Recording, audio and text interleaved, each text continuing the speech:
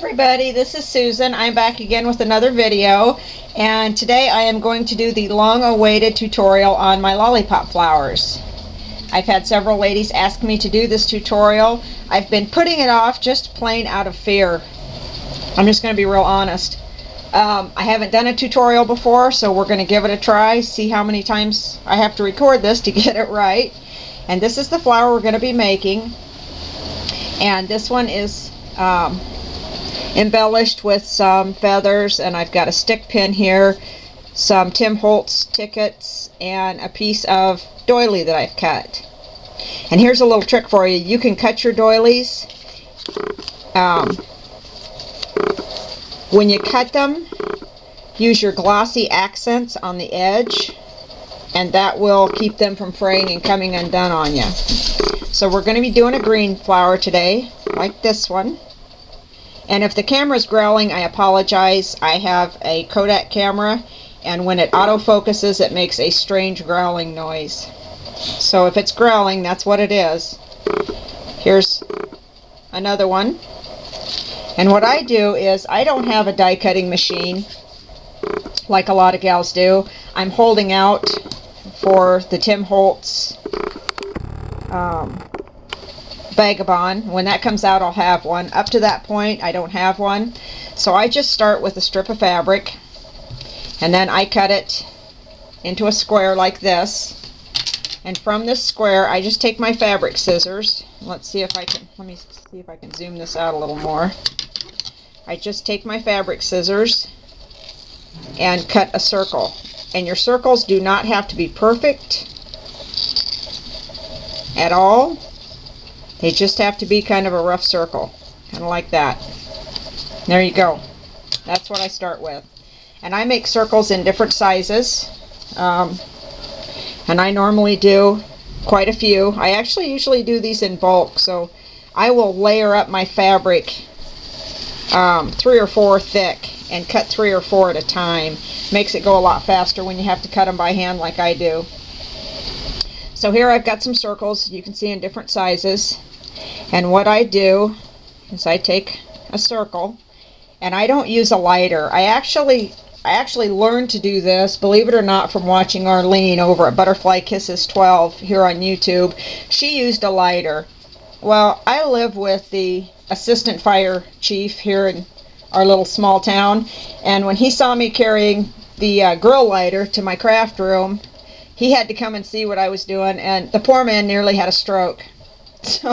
So I went ahead and did it, even though he stood over me shaking the whole time. And I didn't have a lot of luck, to tell you the truth. My flowers didn't come out near as pretty as Arlene's. So I decided I had to do something different. And what I buy is, I buy the thinner synthetic silk fabric. Mine is real thin. I've bought the thicker stuff, actually the nicer stuff, and it doesn't work as well. So I stopped buying it. I went back to the cheap stuff. And you can see this one is actually thin enough you can almost see through it. So I take my circle, and I get my long handle tweezers and my heat gun. It's going to get loud, so we're just going to have to do it. And what I do is I heat my heat gun up and get it warm, and then I just start on the edges, and you'll see it here start to melt. And you want to do this on a heat-safe surface. You see here I've got my Ranger craft mat underneath to make sure that I don't burn my tabletop. It'll take this just a second to get started. And how much you heat this is going to determine how crinkled up your flowers get.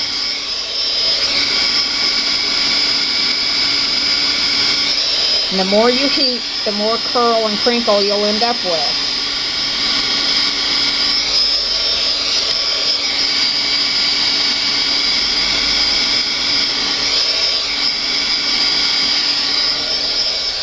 And then what I do with mine, because I've had ladies comment that my flowers are almost hard.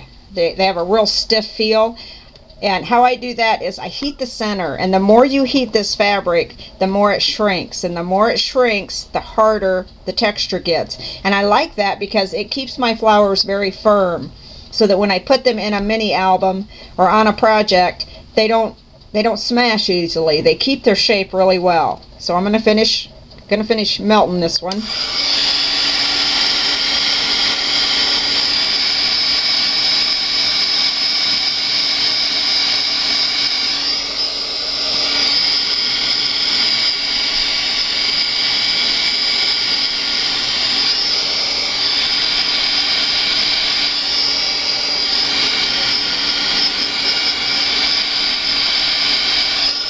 Okay, so there you can see I've got it about the way I usually do them.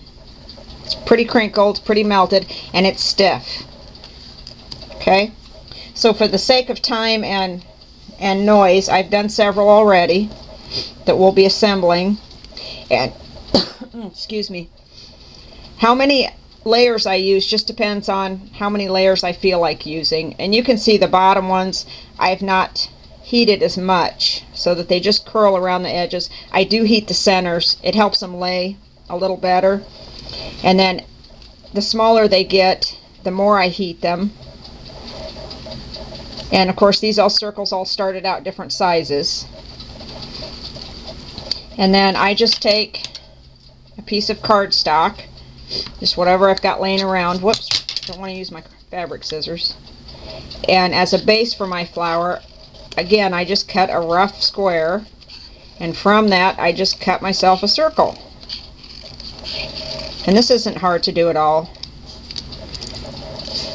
I haven't been scrapbooking a long time. It's only been a couple of years, so I haven't collected a lot of things that other people have. So some things I just do the old-fashioned way. And I take my heat gun and put that in the center. Excuse me, my glue gun. Lay down my first flower. A little more glue.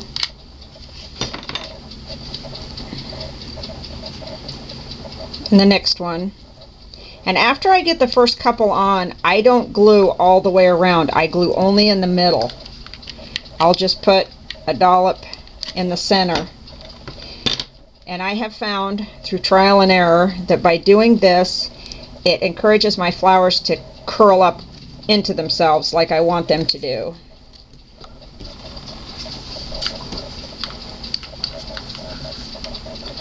So again, a little dollop of glue in the middle.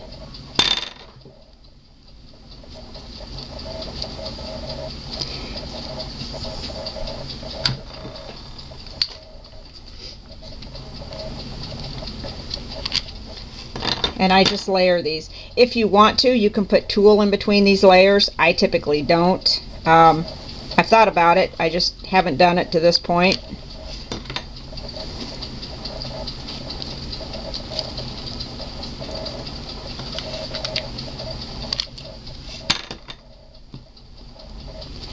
And just like that.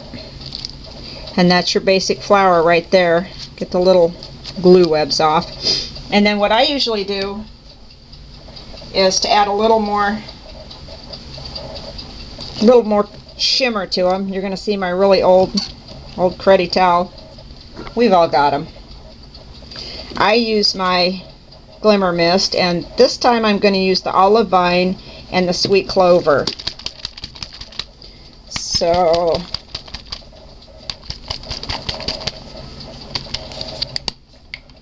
and I am just going to take this, spray that one. I really like the shimmer on my flowers, and this is best done before you add your center for obvious reasons. We're going to add some of that, and then I take my heat gun and dry them. Now you want to be careful with your heat gun when you're drying flowers. You don't want to go at it this way, because what you'll do is you will flatten out your flower and it'll go flat and it won't stand up. I usually put my tweezers in the center and I dry it from the edges, and that fluffs that up a little more even.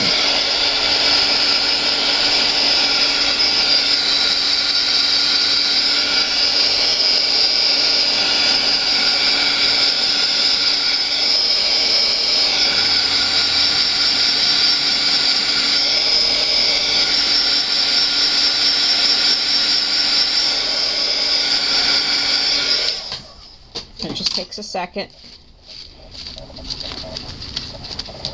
Fluff it up while it's still warm. It's not hot enough to burn you, but it does get warm when you're drying them. And then for my center, I'm going to be using this little button. And you can see it has a shank on the back, and how I take those off, I just have a little pair of wire snips. Snip that off, and there you go. Little hot glue in the center.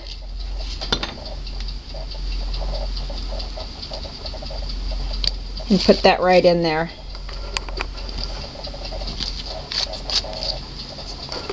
And that is how simple it is to make my lollipop flowers right there. And then, like I said, you can embellish them with different things. You can add feathers or sequins, pins, whatever you like. It's that easy, ladies. I keep telling you, anybody can do it.